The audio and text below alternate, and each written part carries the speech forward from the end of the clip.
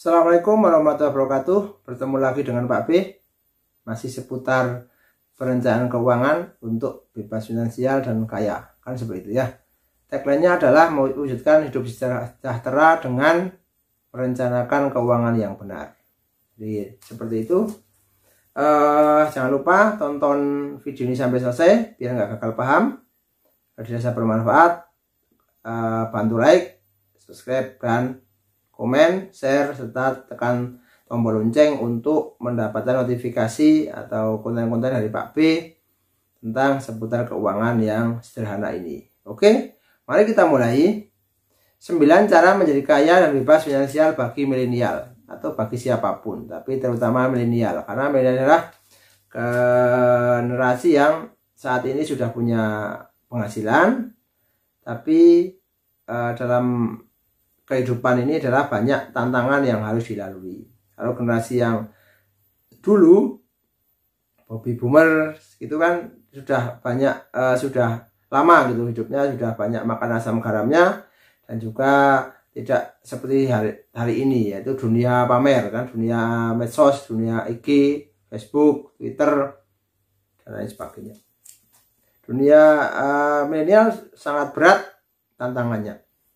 Tapi kalau kita bisa menang melawan tantangan itu, kita akan menjadi generasi yang luar biasa. Oke.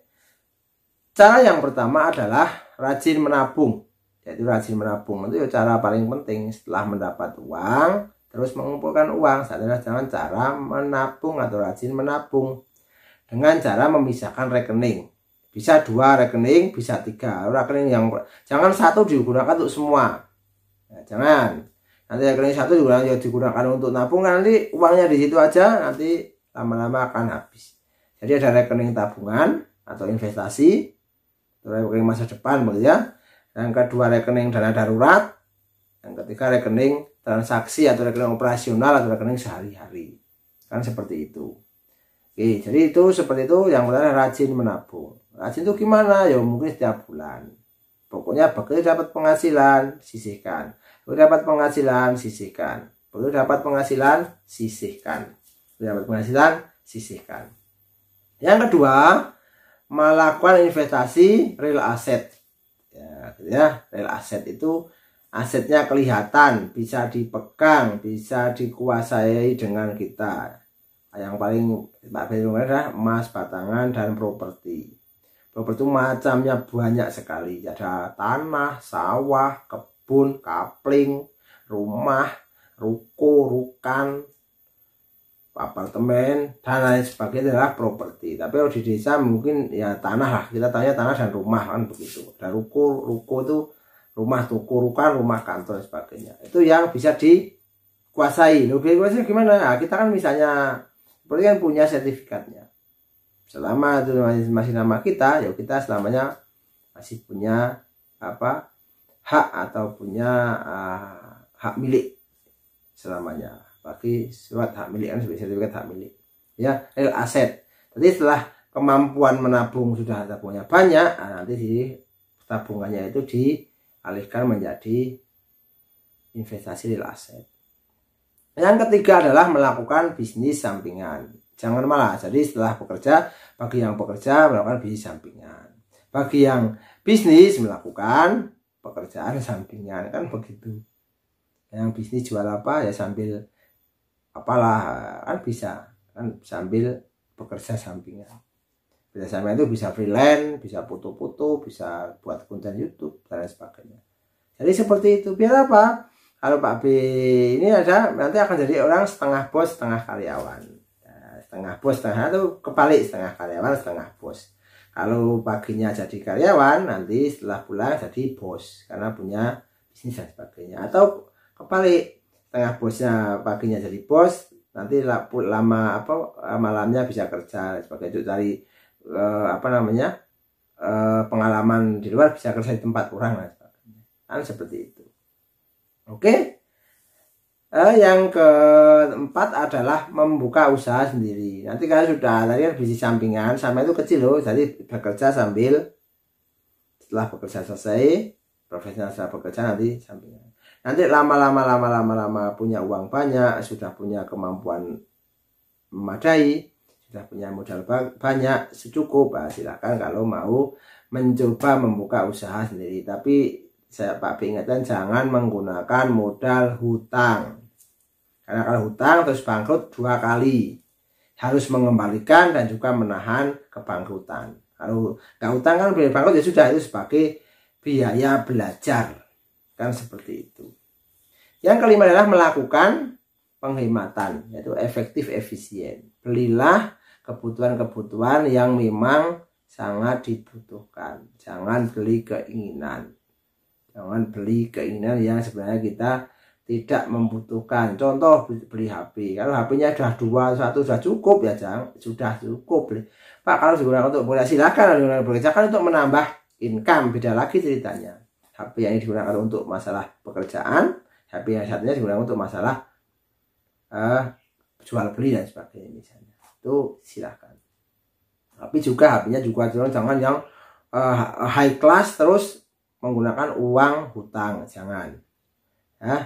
Rekomendasi Pak B, hindari hutang, apalagi hutang yang dengan membeli barang-barang yang turunnya drastis.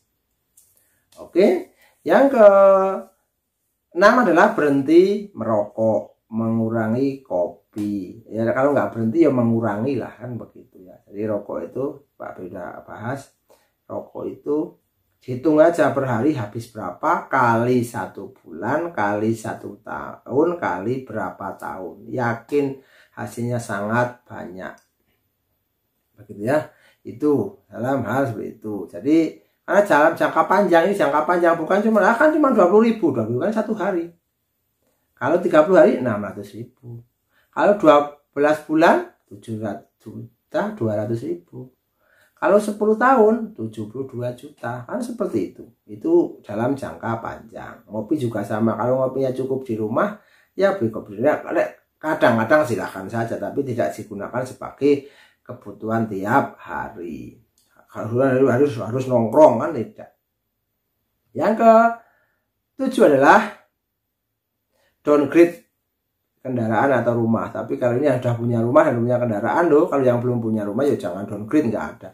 Maksudnya ternyata belinya itu terlalu, wah ini kok bagus cuma di rumah saja, dia downgrade aja, lebih murah. Uang selisihnya digunakan untuk apa? Digunakan untuk investasi yang lebih bermanfaat. Rumah juga sama, downgrade aja yang banyak, gede banget ternyata operasionalnya mahal dan sebagainya, bisa dijadikan kecil-kecil, diberikan kecil-kecil, digunakan untuk disewakan atau diberikan untuk ukuran sebagainya. Tapi itu pilihan ya, itu pilihan pribadi. Karena ada orang yang dengan bangganya punya rumah besar 1. Ada juga yang bangga punya banyak rumah tapi kecil-kecil. Kalau Pak B tanya Pak B apa? Punya dua-duanya, yang rumah besar 1, yang kecil-kecil banyak.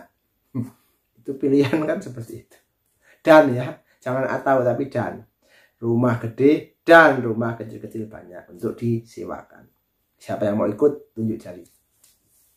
Yang ke-8 adalah kerja keras dan kerja cerdas. Ikhlas juga tuntas, kan sepertinya.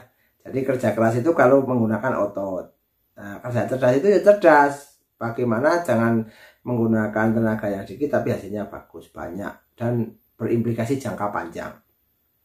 Kan seperti itu. Misalnya punya uang, nah, uangnya suruh bekerja. Dengan cara apa? Diinvestasikan.